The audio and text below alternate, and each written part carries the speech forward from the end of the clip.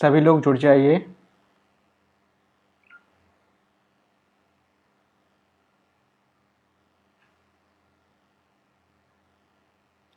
सभी लोग इस पोस्ट को एक बार शेयर कर दें। मनोज जी नमस्कार। देखिए, ये जो आज की क्लास है, ये आपकी क्लास संबंधित है भारत के संवैधानिक इतिहास से।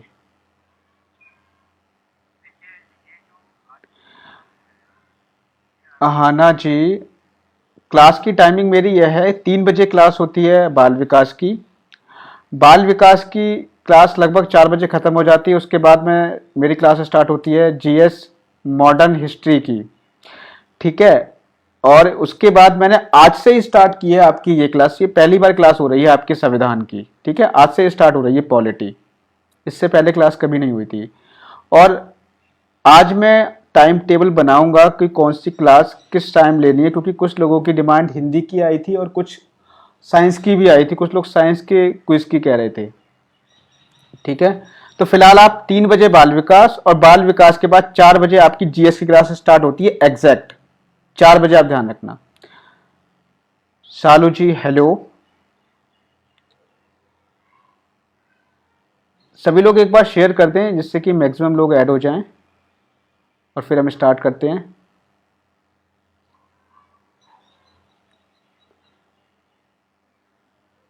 एक बार शेयर कर दें, लाइक करें इस पोस्ट को। जिस भी ग्रुप्स में ऐड हो आप, वहां पर आप शेयर कर दीजिए एक बार। चलिए हम स्टार्ट कर देते हैं। देखिए, ये पहली क्लास है पॉलिटी की, और आपको पता है कि जब पॉलिटी स्टार्ट होती है तो हम स्टार्ट करते हैं भारत के संवैधानिक इतिहास से, ठीक है। तो हम सबसे पहले पढ़ेंगे कि संवैधानिक इतिहास आपके भारत का कहाँ से आरंभ होता है, कि अंग्रेजों द्वारा कौन कौन से पहले एक्ट लेकर आए गए थे। प्रीति जी हेलो, सुषमा जी हेलो, ठीक है।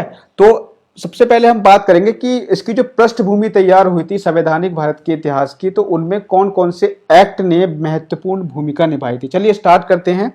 तो देखो, बी आर अंबेडकर और महात्मा गांधी के मध्य 1932 में हस्ताक्षरित पूना समझौते में प्रावधान क्या था। तो पूना समझौता कब हुआ था? 1932 में बी आर अंबेडकर और महात्मा गांधी के बीच हुआ था। और इस पूना समझौते में हुआ क्या था, मैं आपको बता रहा हूं। आपको पता होगा कि हमारे इतिहास में सविनय अवज्ञा आंदोलन हुए हैं। तो सविनय अवज्ञा आंदोलन जो है आपके 3 हुए हैं, प्रथम, द्वितीय और तृतीय, ठीक है। तो अब मैं बात करूं आपकी जो द्वितीय सविनय अवज्ञा आंदोलन है, ठीक है। द्वितीय सविनय अवज्ञा आंदोलन में क्या हुआ था कि उस समय 1932 की बात है, तो उस समय बी आर अंबेडकर जो है, ये कहां पर हुए थे? ये आपके लंदन में आयोजित किए जाते थे, ठीक है, लंदन में हुआ करते थे। तो लंदन में क्या हुआ था, मीटिंग हुई, और उस मीटिंग में जो बी आर अंबेडकर थे, बी आर अंबेडकर ने जो है पृथक निर्वाचन की मांग की, किसके लिए? दलितों के लिए। दलितों के लिए पृथक निर्वाचन की मांग की थी।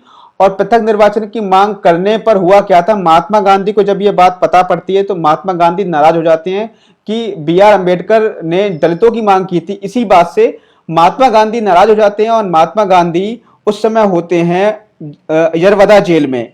यरवदा जेल में वो आमरण अनशन करना प्रारंभ कर देते हैं। जब ये बात मालूम पड़ती है और नेताओं को, जवाहरलाल नेहरू को और भी अन्य नेताओं को मालूम पड़ती है, तो वो क्या करते हैं, बी आर अम्बेडकर और महात्मा गांधी के बीच समझौता कराते हैं, जिसे हम कहते हैं पूना समझौता। क्या कहते हैं? जिसे हम पूना समझौता कहते हैं, पूना पैक्ट के नाम से जिसे जाना जाता है। ये कब हुआ था? 1932 में हुआ था।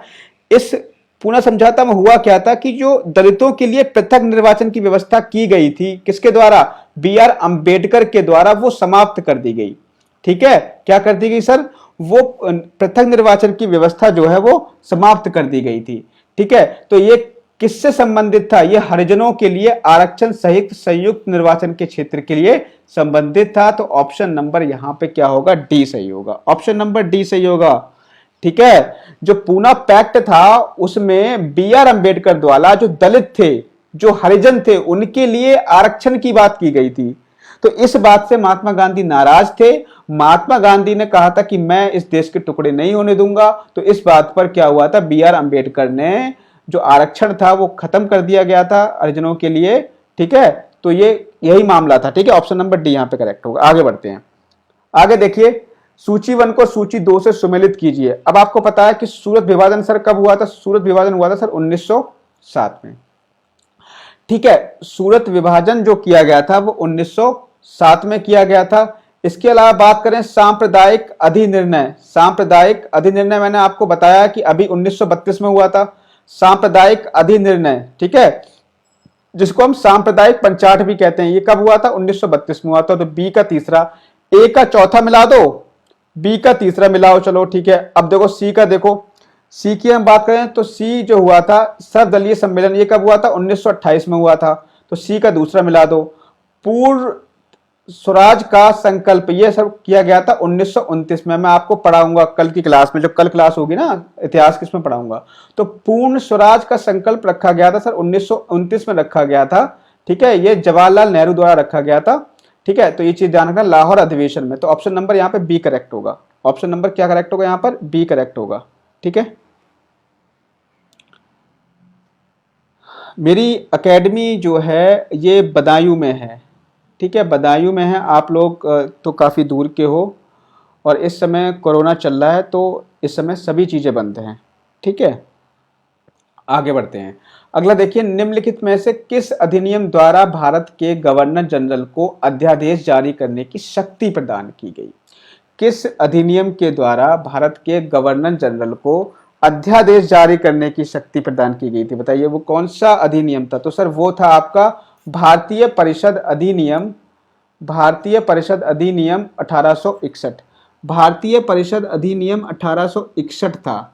ठीक है, जिसके अंतर्गत क्या किया गया था, जो गवर्नर जनरल था उसको अध्यादेश जारी करने की शक्ति प्रदान की गई थी। ठीक है, तो 1861 ध्यान रखना। ठीक है, और अगर मैं इसकी इंपॉर्टेंट व्यवस्था बताऊं तो इंपॉर्टेंट व्यवस्था इसमें और क्या की गई थी?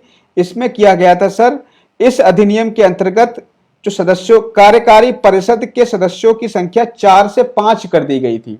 जो कार्यकारी परिषद हुआ करती थी वो 1861 भारतीय परिषद अधिनियम के अंतर्गत जो सदस्यों की संख्या थी वो 4 से बढ़ाकर कितनी कर दी गई थी? 5 कर दी गई थी। ठीक है, इतनी बात समझ में आ गई होगी। ठीक है, तो आगे हम बढ़ जाते हैं। तो ये चीज इंपॉर्टेंट है कि अध्यादेश जारी करने की शक्ति किस एक्ट के अकॉर्डिंग प्रदान की गई थी सर? तो ऑप्शन नंबर बी यहाँ पे सही है। आगे बढ़ जाते हैं। सूची 1 और सूची 2 का सुमेल कीजिए, नीचे दिए गए कूट से सही उत्तर चुनिए। अगस्त घोषणा, बताइए अगस्त घोषणा कब की गई थी? अगस्त प्रस्ताव किसके द्वारा लाया गया? अगस्त संकल्प किसके द्वारा लाया गया? और प्रत्यक्ष कार्यवाही दिवस किसके द्वारा लाया गया? तो ये सब चीजें यहाँ पर आपको बतानी है। तो सर अगर हम बात करें कि जो अगस्त घोषणा थी वो कब की गई थी सर? वो किसके द्वारा की गई थी? लॉर्ड मॉन्टेग्यू के द्वारा की गई थी। अगस्त घोषणा लॉर्ड मॉन्टेग्यू के द्वारा। और अगस्त प्रस्ताव की बात करें तो लॉर्ड लॉन लिथगो द्वारा लाया गया था।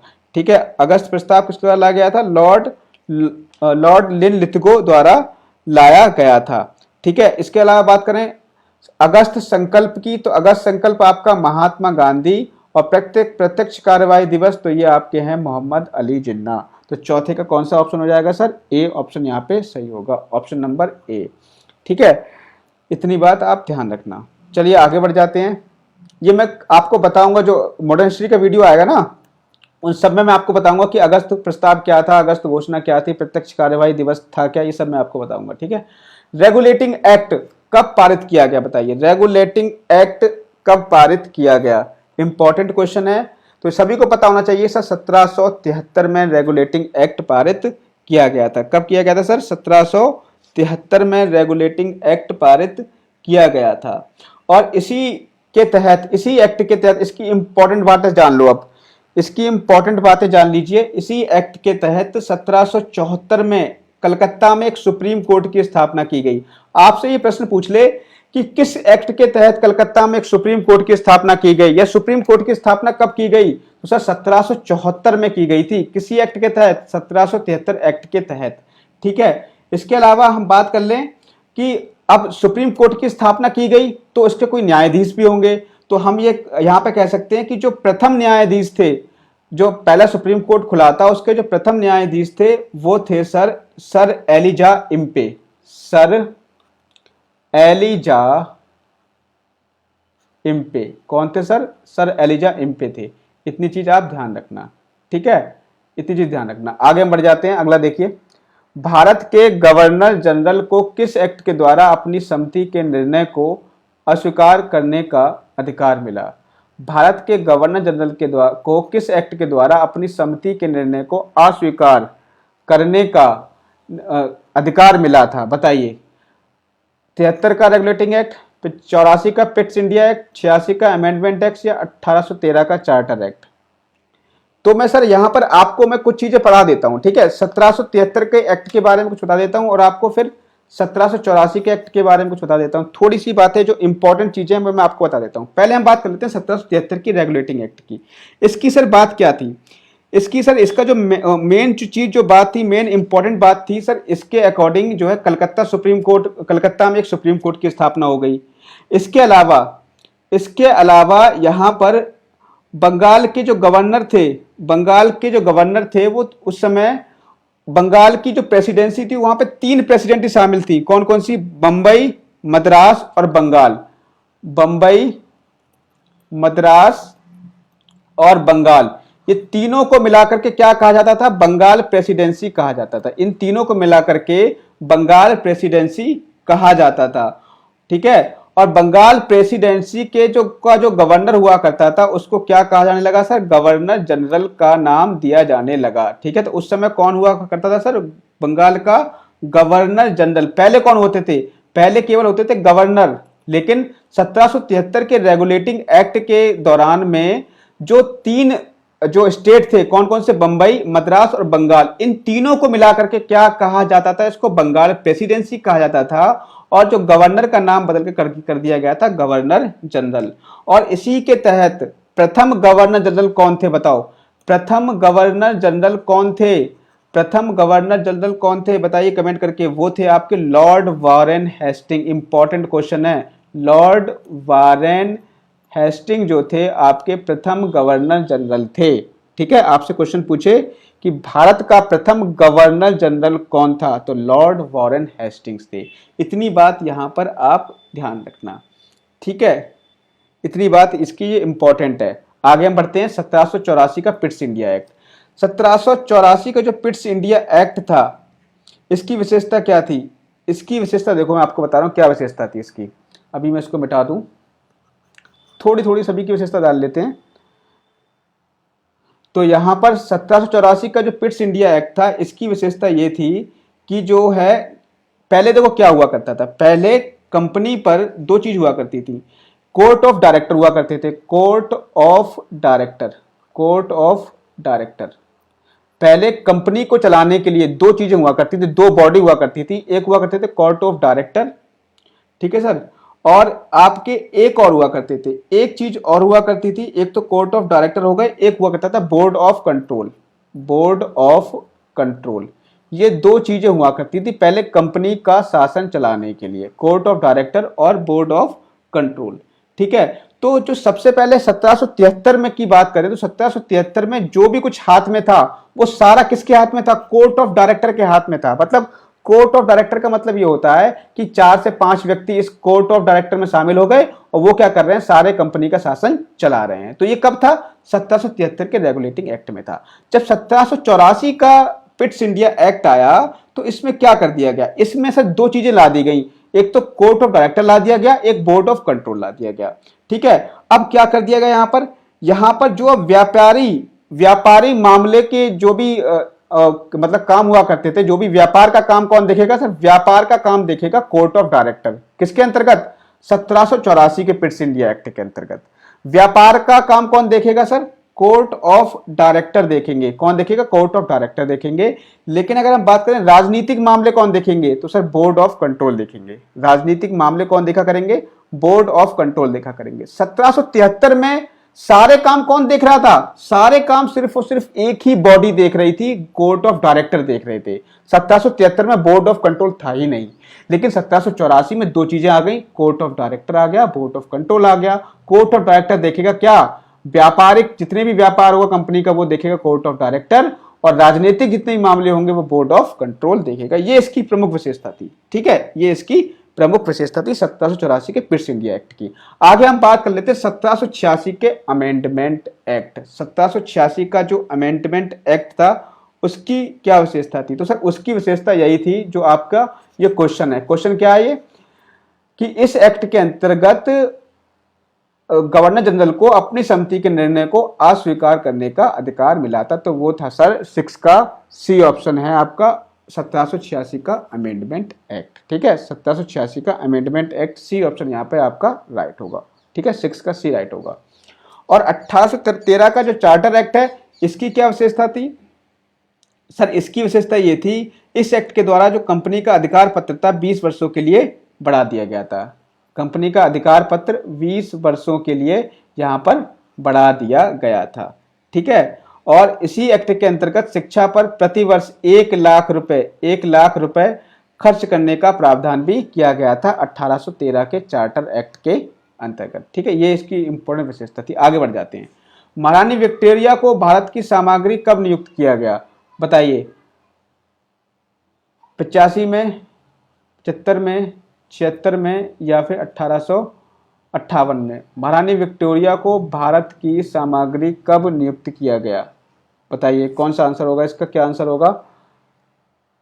85 में, 75 में, 76 में या 1858 में? तो यहां पर सर राइट आंसर होगा आपका 1800 कब किया गया था? 58 में।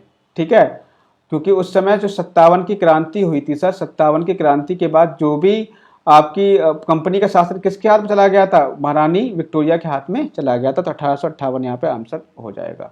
बिल्कुल सही है, 7 का डी। आगे देखिए, महारानी विक्टोरिया ने 1858 की घोषणा में भारतीयों को बहुत सी चीजें दी जाने का आश्वासन दिया। निम्न आश्वासनों में से कौन सा ब्रिटिश शासन ने पूरा किया था? बताइए कौन सा आश्वासन जो है ब्रिटिश शासन ने पूरा किया था? तो रियासतों को हड़पने की नीति समाप्त कर दी गई, देसी रजवाड़ों की यथास्थिति बनाए रखी जाएगी, भारतीय यूरोपियन सभी प्रजा को समान व्यवहार मिलेगा, या भारतीयों के सामाजिक व धार्मिक विश्वासों में कोई हस्तक्षेप नहीं करेगा। तो यहाँ पे जो था देसी रजवाड़ों की यथास्थिति बनाए रखी जाएगी, ये क्या पूरा किया गया था? ये आश्वासन दिया था किसने? महारानी विक्टोरिया ने आश्वासन दिया था कि देसी रजवाड़ों की यथास्थिति बनाए रखी जाएगी। तो ऑप्शन नंबर बी यहाँ पे सही होगा। ठीक है, आगे बढ़ जाते हैं। अगला देखिए, मार्ले मिंटो रिफॉर्म्स मतलब मार्ले मिंटो सुधार का उद्देश्य क्या था? तो ये मैं आपको पढ़ा चुका हूं हिस्ट्री में। आप बताइए, पृथक निर्वाचन प्रणाली, भारतीयों की भागीदारी बढ़ाना, युद्ध में सहयोग हेतु तैयार करना, या पूर्ण स्वतंत्रता देना? तो बताइए यहाँ पे क्या राइट आंसर होगा? तो मैं आपको बता चुका हूँ मार्ले मिंटो रिफॉर्म्स कब आया था? 1909 में आया था। और ये किस लिए लाया गया था? मुस्लिम लीग की स्थापना जब हुई थी, तो मुस्लिम लीग की स्थापना की वजह से मुस्लिमों ने क्या किया था? ये मांग की थी अंग्रेजों से कि हमें पृथक निर्वाचन की व्यवस्था दी जाए। तो उसी के लिए ये लाया गया था। ऑप्शन नंबर ए यहाँ पे सही होगा, 9 का ए। बिल्कुल सभी लोग सही आंसर दे रहे हैं। हेमलता जी 9 का ए, भारत भूषण जी 9 का ए, आहाना ठाकुर जी 9 का ए। मार्ले मिंटो रिफॉर्म्स बिल किस वर्ष में पारित किया गया, बताइए किस वर्ष में पारित किया गया था। अभी बताया मैंने 1909 में। आगे बढ़ जाते हैं, ये तो इजी था। मुसलमानों के लिए अतिरिक्त निर्वाचन मंडल का प्रारंभ किसके द्वारा किया गया था, तो ये भी मैं आपको बता चुका हूँ। 11 का क्या हो जाएगा सर, बी हो जाएगा। आगे बढ़ते हैं। 1909 के इंडियन काउंसिल एक्ट में किस बात की व्यवस्था की गई थी, तो ये तो जो कई बार क्वेश्चन बार बार रिपीट हो रहा है, तो सांप्रदायिक प्रतिनिधित्व। सांप्रदायिक का मतलब क्या है, एक तरीके से मुस्लिमों के लिए एक अलग से निर्वाचन की व्यवस्था यहाँ पे कर दी गई थी। ऑप्शन नंबर बी यहाँ पे सही होगा। आगे बढ़ते हैं। मॉन्टेग्यू चेम्सफोर्ड सुधारों में प्रावधान का सार क्या था, तो देखो इसमें वही आ गई बात, हिंदू मुस्लिमों हेतु अलग अलग निर्वाचन की व्यवस्था, या फिर प्रांतों में दोहरा शासन, या फिर राज्यों की स्वायत्तता। बताइए मॉन्टेग्यू चेम्सफोर्ड सुधार ये कब आया था सर, 1919 में। ये जो आपका 1919 में लगभग आया था मॉन्टेग्यू चेम्सफोर्ड सुधार। तो यहाँ पर अगर हम बात करें तो इसमें जो है प्रांतों में दोहरा शासन की बात की गई थी, प्रांतों में दोहरा शासन की। ठीक है, आगे बढ़ जाते हैं, अगला देखते हैं। अगला देखिए 1946 का कैबिनेट मिशन 3 मंत्रियों से गठित था, निम्नलिखित में से कौन इसका सदस्य नहीं था। तो देखो कैबिनेट मिशन कब आया था, सभी को पता होगा कि जो कैबिनेट मिशन आया था सर 1946 में आया था। कब आया था सर, 1946 में इसका गठन किया गया था। तो इसके सदस्य कौन कौन से थे, एक तो थे सर स्टैफोर्ड क्रिप्स थे, दूसरे कौन से सर एवी अलेक्जेंडर भी थे, और तीसरे थे सर पैथिक लॉरेंस। कौन नहीं था, तो लॉर्ड एमरी नहीं था। ये ध्यान रखना, कैबिनेट मिशन में 3 मंत्री शामिल थे, जिनमें से आपके पैथिक लॉरेंस भी थे, उसमें एवी अलेक्जेंडर भी थे, स्टैफोर्ड क्रिप्स भी थे, लॉर्ड एमरी नहीं थे। आगे बढ़ जाते हैं। कैबिनेट मिशन के योजना के विषय में कौन सा सही नहीं है, प्रांतीय समूहीकरण, भारतीय सदस्यों वाला अंतरिम मंत्रिमंडल, पाकिस्तान की स्वीकृति, या संविधान निर्माण का अधिकार। तो देखो कैबिनेट मिशन जो था उसमें पाकिस्तान को स्वीकृति नहीं दी गई थी। ठीक है, पाकिस्तान को स्वीकृति इसमें नहीं दी गई थी, इतनी बात ध्यान रखना। कैबिनेट जो मिशन था उसमें पृथक पाकिस्तान की मांग को अस्वीकृत कर दिया गया था। ठीक है, अच्छा थोड़ी सी इसकी इंपॉर्टेंट विशेषताएं देख लेते हैं कि कैबिनेट मिशन में था क्या। सबसे पहले मैं आपको बता दूं ये 1946 में आया था, और इसके 3 जो आपके मुख्य सदस्य जो थे वो 3 थे, स्टैफोर्ड क्रिप्स, एवी अलेक्जेंडर और पैथिक लॉरेंस। इसके अलावा बात करें पृथक पाकिस्तान की मांग को अस्वीकृत कर दिया गया इसी के अंतर्गत। और इसमें हम बात करें ब्रिटिश भारत और देशी राज्यों को मिलाकर एक अखिल भारतीय संघ का निर्माण किया जाना चाहिए। इसमें ये योजना बनाई गई थी कि जो है ब्रिटिश भारत और देशी जो राज्य थे, देशी रियासतें थी, उनको मिलाकर के एक संघ का एक ही देश का निर्माण किया जाना चाहिए, एक संघ का निर्माण किया जाना चाहिए।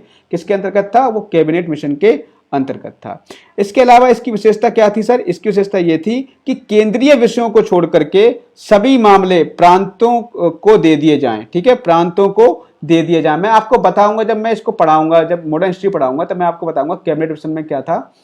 कि इसमें यह था कि जो भी केंद्रीय विषय थे, 3 विषय हुआ करते थे उस समय। एक तो था केंद्रीय विषय, ठीक है, केंद्रीय विषय थे, एक थे आपके प्रांतीय विषय, और एक आपकी हुआ करती थे समवर्ती विषय, मतलब जिसमें केंद्रीय विषय में केवल केंद्र का अधिकार, प्रांतीय विषय में जो राज्य हुआ करते थे उनका अधिकार हुआ करता था, और एक हुआ करते थे समवर्ती विषय जिसमें केंद्र और राज्य दोनों का अधिकार हुआ करता था।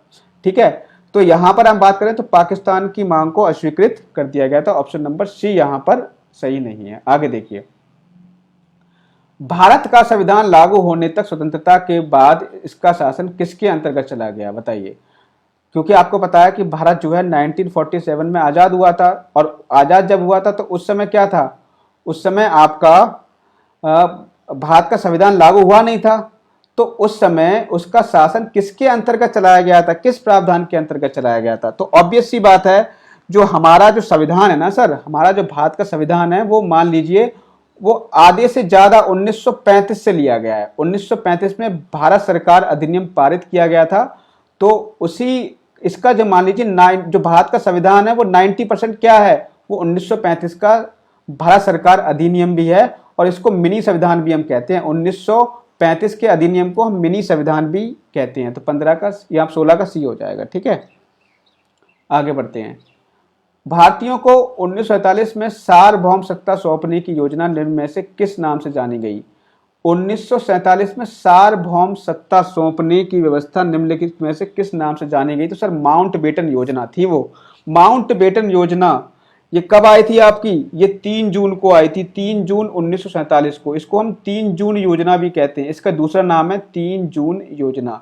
कभी आपसे पूछे कि 3 जून योजना क्या है, तो आप कह देना सर माउंटबेटन योजना है। ठीक है, कौन सी है? माउंटबेटन योजना। ठीक है, तो इसमें क्या किया गया था? इसी के आधार पर जो है भारत का विभाजन किया गया था। भारत जो है 2 देशों में, भारत और पाकिस्तान में विभाजित हो गया था। ठीक है, आगे हम बढ़ जाते हैं। कौन सा सुमेलित नहीं है Morley Minto reforms? Morley Minto reforms तो आपको पता है कि इसमें सांप्रदायिक प्रतिनिधित्व की बात की गई थी, ये तो आपका सही होगा। भारत सरकार का अधिनियम 1935 ये क्या संबंधित है? ये भी आपका स्वशासन से संबंधित है। ठीक है, कैबिनेट मिशन ये आपका संविधान सभा का गठन किया गया था कैबिनेट मिशन के अंतर्गत, आपको पता ही है। Simon mission, Simon mission Bharat विभाजन संबंधित नहीं था। साइमन कमीशन क्यों आया था बताइए? साइमन जो कमीशन क्यों आया था? साइमन कमीशन जो जब भारत आया था तो वो किससे आया था? वो संबंधित था किससे? संविधान बनाने के लिए, कि भारत के लिए जो है कुछ ऐसे नियम बनाए जाए, कुछ ऐसे संविधान बनाया जाए। संविधान का निर्माण करने के लिए जो है उस समय, मतलब संविधान का निर्माण करने के लिए हम नहीं कह सकते, लेकिन संविधान से संबंधित भारत के लिए कुछ इंपॉर्टेंट बिंदु बनाने के लिए साइमन कमीशन भारत आया था उस समय। तो उस समय की बात है। इस समय क्या था, सारे जो सदस्य थे वो सारे अंग्रेज थे। इसके जो सारे सदस्य थे वो अंग्रेज थे। तो अंग्रेज होने के कारण लोगों ने इसका विरोध किया था। ठीक है, ये आया था आपका 1927 में। ठीक है, तो ये हमारे भारत विभाजन संबंधित नहीं है, यही आपका ऑप्शन सही हो जाएगा। आगे बढ़ जाते हैं। अगला देखिए, अगला क्वेश्चन क्या है? अगला क्वेश्चन है, किस भारत सरकार अधिनियम के तहत पहली बार विधायिका में कुछ निर्वाचित प्रतिनिधित्व की मंजूरी दे दी गई? बताइए, किस भारतीय सरकार अधिनियम के तहत पहली बार विधायिका में कुछ निर्वाचित प्रतिनिधित्व की मंजूरी दी गई? भारत सरकार अधिनियम 1919। यहाँ पे देखोगे अगला है भारत सरकार अधिनियम 1935। फिर अगला है आपका मार्ले मिंटो सुधार 1909, भारत परिषद अधिनियम 1861। फिर है आपका अधिनियम 1858। इनको आपको इन सब से मिलान करना है। तो यहाँ पर अगर आप मिलान करोगे तो आपका राइट आंसर होगा, देखो ए भारत सरकार अधिनियम 1919। तो इसका सर मिलेगा आपका किससे? तीसरे से, प्रांतों में द्वैध शासन। किससे मिलेगा सर? प्रांतों में द्वैध शासन। 1919 का अधिनियम आया था, वो प्रांतों में द्वैध शासन के लिए प्रसिद्ध है। ठीक है, इसके बाद अगर हम बात करें भारत सरकार अधिनियम 1935, ये किस लिए प्रसिद्ध है? ये प्रांतीय स्वायत्तता के लिए प्रसिद्ध है। मार्ले मिंटो रिफॉर्म्स आपको पता है, ये सांप्रदायिक निर्वाचन के लिए प्रसिद्ध है। इसके बाद बात करें भारत परिषदीय अधिनियम, ये किस लिए प्रसिद्ध है? आपका सती प्रथा का अंत इसमें किया गया था भारतीय परिषद अधिनियम में। ठीक है, 1858 का अधिनियम की बात करें तो ब्रिटिश शासन इसमें शक्ति में आ गया था, क्योंकि 1857 में जो क्रांति हुई थी उसके बाद में कंपनी का शासन सीधे कहाँ ट्रांसफर कर दिया गया था? ब्रिटिश क्राउन के हाथों में आ गया था। ठीक है, तो 19 का यहाँ पर बी सही होगा। कौन सही होगा सर? बी यहाँ पर सही हो जाएगा, ऑप्शन नंबर बी यहाँ पर सही होगा। आगे बढ़ जाते हैं। अगला देखिए, अखिल भारतीय महासंघ स्थापित करने का प्रावधान शामिल किया गया था भारत सरकार अधिनियम 1935 में, अगस्त प्रस्ताव 1940 में, भारत सरकार अधिनियम 1919 में, कैबिनेट मिशन 1946 में। तो यहाँ पे सर राइट ऑप्शन होगा अखिल भारतीय महासंघ स्थापित करने का प्रावधान किया गया था भारत सरकार अधिनियम 1935 में। एक चीज ध्यान रखना। ठीक है, और भारत सरकार अधिनियम 1935 को मिनी संविधान के नाम से भी जाना जाता है। अब ऑप्शन देख लेते हैं। अहाना ठाकुर जी, सभी लोग सही आंसर दे रहे हैं। अहाना ठाकुर जी, हंसा जी सही आंसर दे रहे हैं। इसके अलावा और कोई आंसर सही नहीं दे रहा, और आप कमेंट करिए। बी ज्योति अक्षय जी, ए यहाँ पे राइट आंसर होगा। ऋचा परमार जी, आहाना ठाकुर जी 20 का ए। प्रियंका शर्मा जी, ए यहाँ पे ऑप्शन सही होगा। बिल्कुल सभी लोग सही आंसर दे रहे हैं। बाकी हम देखते हैं, निम्नलिखित में से किस अधिनियम ने केंद्र में द्वैध शासन प्रणाली को स्थापित किया? तो द्वैध शासन प्रणाली, ये तो अब आपको याद हो ही गया होगा सर, ये कौन सा था? 1919, भारत शासन अधिनियम 1919। द्वैध शासन प्रणाली को स्थापित किसने किया था? भारत सरकार अधिनियम 1919 ने। ठीक है, आगे देखते हैं। अगला देखिए, भारतीय, यहाँ पे देखिए, संघीय प्रणाली का पहला प्रयास भारत सरकार अधिनियम द्वारा किया गया। तो जहां पर सर संघीय प्रणाली आ जाए वहां आंख बंद करके आप 1935 कर देना। किसे कर दोगे सर आप? 1935 को कर दोगे। ठीक है, आगे बढ़ते हैं। किस अधिनियम की प्रमुख विशेषता प्रांतीय स्वायत्तता थी? प्रांतीय स्वायत्तता, संघीय प्रणाली, ये सब किसकी विशेषता थी? 1935 की ही विशेषता थी। ठीक है, आगे देखिए, भारत में सचिव का पद किसके द्वारा निर्मित किया गया था? सचिव का पद किसके द्वारा निर्मित किया गया? तो सर भारत सरकार अधिनियम 1858 के अंतर्गत निर्मित किया गया था। क्यों किया गया था मैं आपको बताऊं। जब 1857 में क्रांति हुई तो उस क्रांति को देख करके अंग्रेजी सरकार बहुत ज्यादा डर गई थी कि लोग दोबारा से इस क्रांति को न कर बैठे। ठीक है, तो उस समय ब्रिटिश गवर्नमेंट को ये लगा कि अगर भारत का शासन कंपनी के हाथों में रहा तो फिर से ये क्रांति हो सकती है। तो उन्होंने क्या किया, ये शासन अपने हाथों में ले लिया और भारत के लिए, भारत को के शासन को चलाने के लिए एक सचिव का पद इन्होंने निकाला। मतलब इंग्लैंड का एक आदमी सचिव बनकर के कहां रहेगा? भारत में रहेगा और कंपनी की गतिविधियों को देखेगा कि वो भारत पर किस प्रकार से शासन कर रहे हैं। तो उन्होंने एक तरीके से अपना एक आदमी कहां बिठा दिया? भारत में ला करके बिठा दिया, जिसको कहा गया सचिव का पद। ये किसके अंतर्गत किया गया था? जस्ट 1857 के बाद एक अधिनियम पारित किया गया था, भारत सरकार अधिनियम 1858। ठीक है, आगे बढ़ते हैं।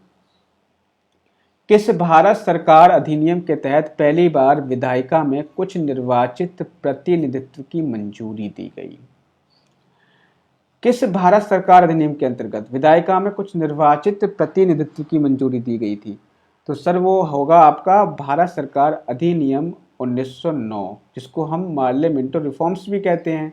तो इसी में जो है पहली बार विधायिका में कुछ निर्वाचित प्रतिनिधित्व की मंजूरी दी गई थी। आगे हम बढ़ जाते हैं।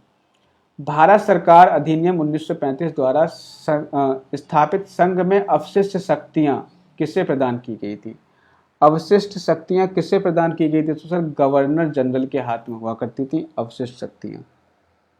ठीक है, अवशिष्ट शक्तियां गवर्नर जनरल के हाथ में दी जाती थी। सभी लोग सही आंसर दे रहे हैं। हंसा जी, भूतेश चौहान जी, आहाना ठाकुर जी, सभी लोग सही आंसर दे रहे हैं। इन चीज को ध्यान रखना। ठीक है, अवशिष्ट शक्तियां जो थी वो गवर्नर जनरल के हाथ में थी। आगे बढ़ जाते हैं।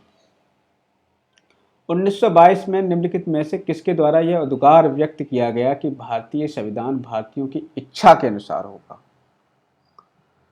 बताइए, भारतीय संविधान भारतीयों की इच्छा के अनुसार होगा, ये किसके द्वारा किया गया था? बताइए प्रावधान।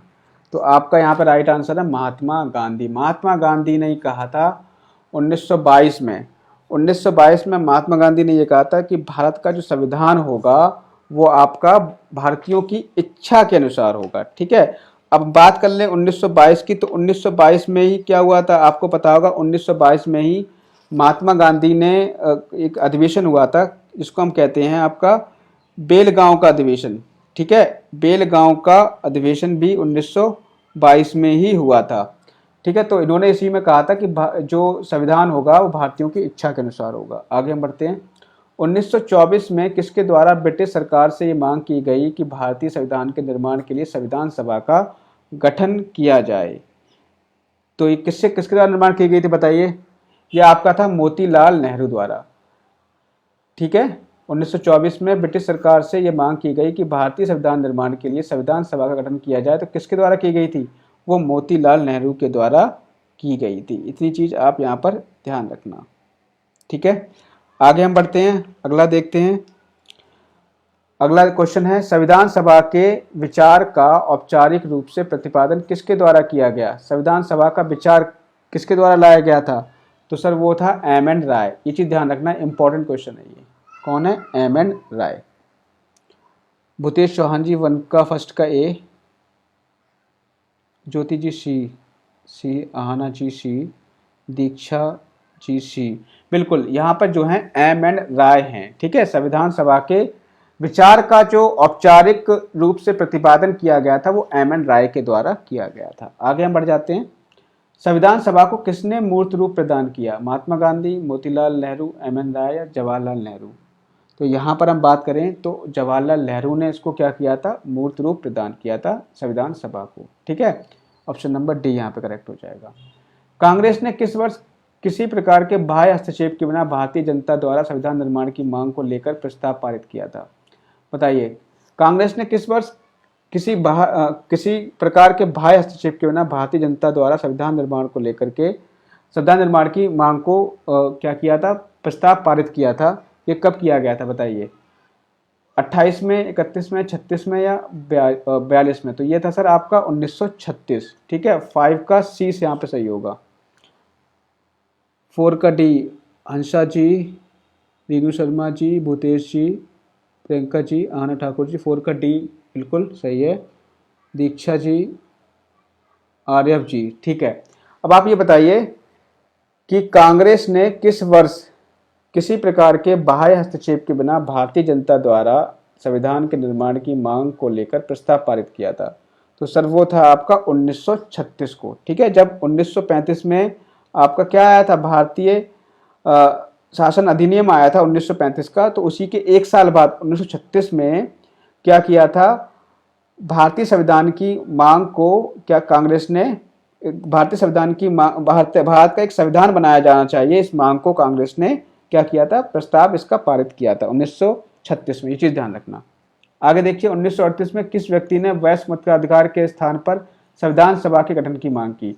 तो यहाँ पर बात की जा रही है वयस्क मताधिकार की, तो यहाँ पे ऑप्शन सही होगा जवाहरलाल नेहरू।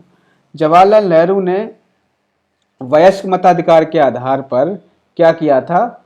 संविधान सभा के गठन की मांग की थी, तो जवाहरलाल नेहरू ने की थी। यहाँ पे ये चीज ध्यान रखना। आगे बढ़ जाते हैं। वर्ष 1942 में किस योजना के तहत यह स्वीकार किया गया कि भारत में एक निर्वाचित संविधान सभा का गठन होगा जो युद्धोपरांत संविधान का निर्माण करेगी? तो बताइए कौन सा 1942 में क्या आया था? तो 1942 में आपको पता है क्या थी? क्रिप्स मिशन आया था। क्या था सर? क्रिप्स मिशन आया था। ये कब आया था? आपका 1942 में आया था। ठीक है, तो 1942 में ही ये कहा गया था कि भारत में एक निर्वाचित संविधान सभा बनाई जाएगी जो युद्धोपरांत संविधान का निर्माण करेगी। आगे बढ़ जाते हैं। संविधान सभा के गठन की मांग सर्वप्रथम 1895 में किसके द्वारा प्रस्तुत की गई थी? 1895 में सबसे पहले किसने मांग प्रस्तुत की थी बताइए? तो उस समय आपको पता है कि सर महात्मा गांधी तो थे नहीं, जवाहरलाल नेहरू भी उस समय इतने एक्टिव नहीं थे, बी आर अम्बेडकर भी एक्टिव नहीं थे, तो वो कौन थे सर? बाल गंगाधर तिलक थे, जिन्होंने 1895 में ही क्या कर दी थी? संविधान सभा की मांग कर दी थी। ठीक है, आगे बढ़ते हैं। भारत की संविधान सभा का गठन करने का आधार क्या था बताइए? संविधान सभा का जब गठन किया गया था तो उसका आधार क्या था? तो सर कैबिनेट मिशन था 1946।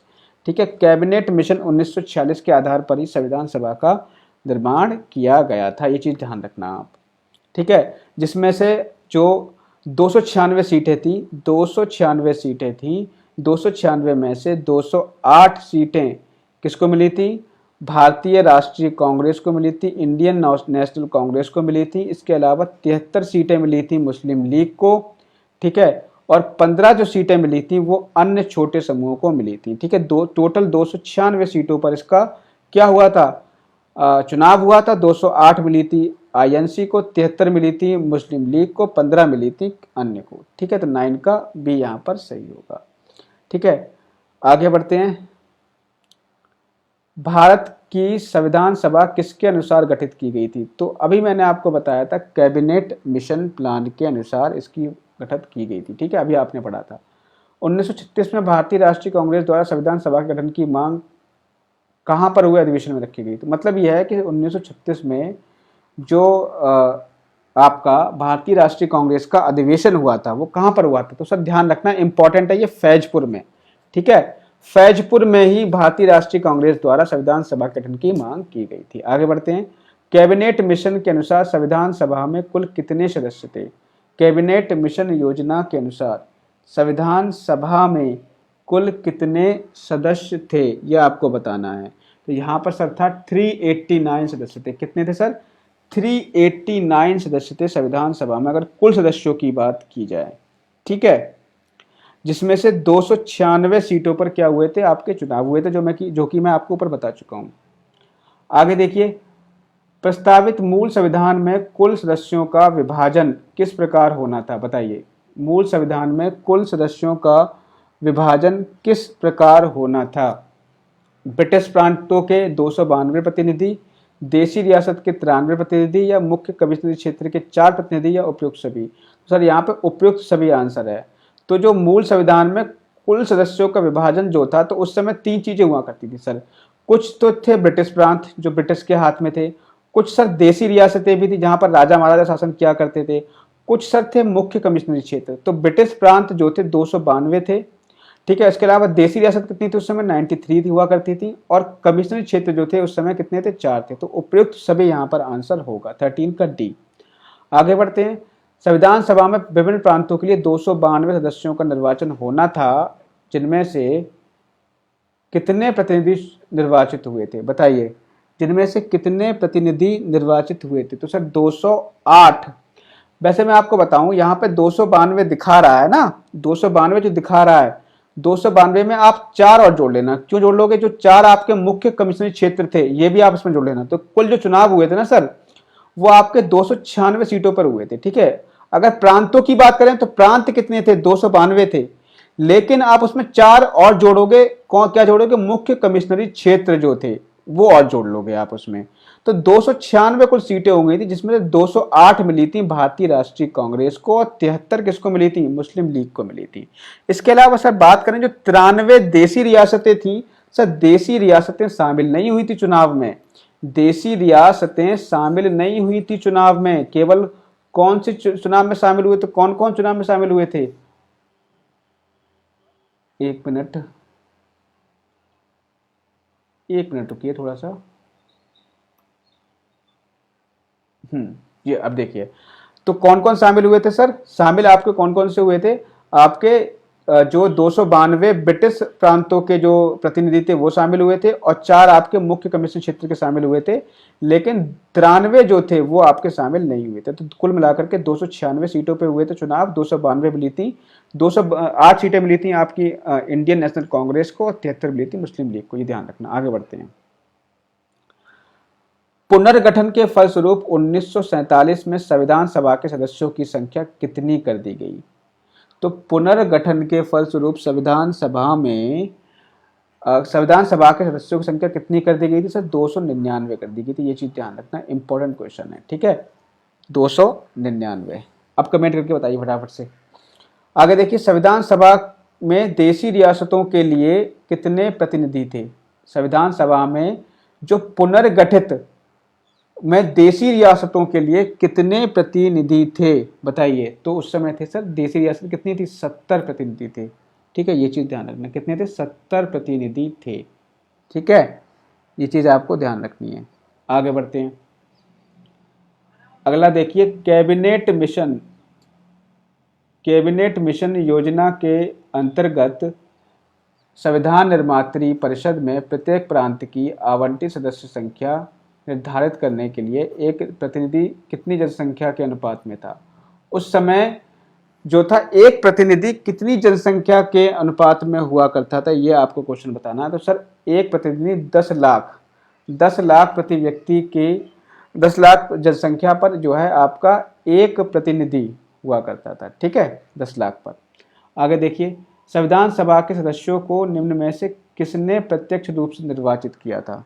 बताइए। प्रांतों की विधानसभा ने, संघीय व्यवस्थापिका ने, उपयुक्त दोनों ने। सर संविधान सभा के सदस्यों का जब चुनाव हुआ था तो उस समय प्रांतों की विधानसभा का चुनाव हुआ था। प्रांतों के लोगों ने जो है वहां के सदस्यों को प्रत्यक्ष रूप से चुना था। तो प्रांतीय विधानसभा के चुनाव हुए थे, ठीक है। संघीय विधान व्यवस्थापिका के चुनाव उस समय नहीं हुए थे, ठीक है। प्रांतों के हुए थे। ऑप्शन नंबर ए करेक्ट होगा, ठीक है। बिल्कुल, प्रियंका शर्मा जी 299, भूतेश चौहान जी 18 का बी, आहाना ठाकुर जी 18 का बी, ठीक है। और आरव वर्मा जी 18 का बी। संविधान सभा में किस प्रांत का प्रतिनिधित्व सबसे अधिक था बताइए? बंगाल, चेन्नई, मुंबई या संयुक्त प्रांत? तो सर संयुक्त प्रांत जो था, जो आपका संयुक्त प्रांत में आपका उस समय यूपी भी आया करता था, ठीक है, यूपी भी जो किस में था? संयुक्त प्रांत में था। तो संयुक्त प्रांत में जो है आपका सबसे अधिक प्रतिनिधित्व किसका था? संयुक्त प्रांत का था, ठीक है। आगे देखिए, संविधान सभा में किस देशी रियासत के प्रतिनिधि ने भाग नहीं लिया था? तो यहाँ पर आपका राइट आंसर होगा सर किसका? सी, हैदराबाद के। हैदराबाद के जो देशी रियासतें थी उसने इसमें भाग नहीं लिया था। मतलब यहाँ पर कह सकते हो कि कुछ पहले जूनागढ़ भी थी, जूनागढ़ के उसने भाग नहीं लिया था, हैदराबाद थी, बाद में कश्मीर थी, लेकिन बाद में कुछ ये हुआ था कि फाइनली सब लोग शामिल हो गए थे। जूनागढ़ भी शामिल हो गई थी, कश्मीर भी शामिल हो गई थी, मैसूर भी शामिल हो गई थी, लेकिन हैदराबाद जो था वो शामिल नहीं होता, उसने मतलब मना कर दिया था शामिल होने से। तो इनके लिए हमारे कौन से काम आए थे? तो हमारे लाल बहादुर शास्त्री थे, ठीक है, वो हमारे इसके लिए काम आए थे, ठीक है। आगे हम बात करते हैं, आगे बढ़ जाते हैं। सॉरी, लाल बहादुर शास्त्री कह रहा हूं मैं, सरदार वल्लभ भाई Patel, sorry sorry sorry, Sardar Vallabh भाई पटेल। सरदार वल्लभ भाई पटेल जो थे, उन्होंने जो सभी रियासतों को एक इकट्ठा किया था, ठीक है, उन्होंने ही सभी रियासतों को इकट्ठा किया था और हैदराबाद को भी इन्होंने ही मिलाया था, ठीक है। आगे बढ़ते हैं, मैं आपको कहानी इसकी बताऊंगा जब मैं आपको इंडियन हिस्ट्री पढ़ाऊंगा तब बताऊंगा। आगे बढ़ते हैं। B.R. अम्बेडकर का संविधान सभा में निर्वाचन हुआ था पश्चिम बंगाल से, मुंबई प्रेसिडेंसी से, तत्कालीन मध्य भारत से या पंजाब से? बताइए। तो सर इनका जो निर्वाचन हुआ था वो आपका पश्चिम बंगाल से हुआ था, ये चीज़ ध्यान रखना। कहाँ से हुआ था सर? पश्चिम बंगाल से हुआ था, ठीक है। आगे बढ़ जाते हैं। मुस्लिम लीग ने किस कारण संविधान सभा का बहिष्कार किया था? मुस्लिम लीग ने किस कारण संविधान सभा का बहिष्कार किया था? क्योंकि वहां पर जो मुस्लिम लीग थी वो मुस्लिमों के लिए एक अलग संविधान सभा का निर्माण करना चाहती थी। ऑप्शन नंबर सी यहाँ पे करेक्ट होगा। ऑब्वियस सी बात है, मुस्लिम लीग है तो मुस्लिमों के लिए, इसलिए वो विरोध करेगी क्योंकि मुस्लिमों के लिए अलग संविधान सभा का निर्माण करना चाहेंगे वो लोग, ठीक है। तो ऑप्शन नंबर सी यहाँ पे करेक्ट होगा। संविधान सभा का चुनाव निम्न में से किस आधार पर हुआ था? बताइए। समान मताधिकार के आधार पर, सर्व मताधिकार के आधार पर, सीमित मताधिकार के आधार पर या वर्गीय मताधिकार के आधार पर? तो यहाँ पर सर ऑप्शन होगा डी, वर्गीय मताधिकार के आधार पर उनका चुनाव हुआ था।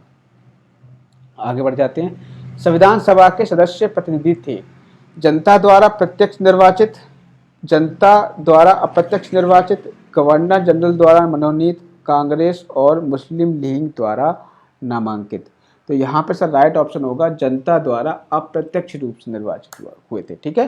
संविधान सभा के जो सदस्य प्रतिनिधि थे वो जनता द्वारा अप्रत्यक्ष रूप से निर्वाचित हुए थे। ये चीज आप ध्यान रखना। यहाँ पर प्रत्यक्ष चुनाव नहीं हुआ था, लोगों ने प्रत्यक्ष रूप से वोट नहीं डाले थे। उस समय जो चुनाव हुए थे वो कैसे हुए थे? अप्रत्यक्ष रूप से हुए थे, ठीक है। तो यहाँ पर हम 25 तक रखते हैं और हमने लगभग 30 क्वेश्चन लगभग हमने किसमें कर लिए थे? पिछले वाले उसमें कर लिए थे। तो आपके कुल मिलाकर के ये 50, सॉरी पिछले वाले में हमने 26 किए थे, 26 उसमें 25 ये हो गए, लगभग यहाँ पे 50 क्वेश्चन, 51 क्वेश्चन हो गए आपके, ठीक है। 51 क्वेश्चन हमने यहाँ पे कर लिए हैं। बाकी जो क्वेश्चन करेंगे हम कल के वीडियो में करेंगे, कल हम लेके आएंगे दोबारा से, ठीक है।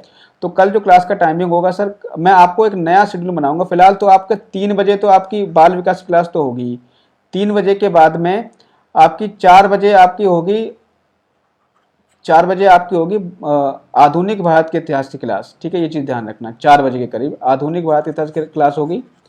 और उसके बाद कौन सी क्लास होगी ये मैं आपको बता दूंगा, ठीक। आज मैं पूरा प्लान बनाऊंगा कि कौन से डे कौन सी क्लास चलाऊंगा, ठीक है। क्योंकि मैं अब इसमें हिंदी की क्विज भी लेके आऊँगा और आपके हिंदी के अलावा साइंस की क्विज भी लेकर के आया करूँगा, ठीक है।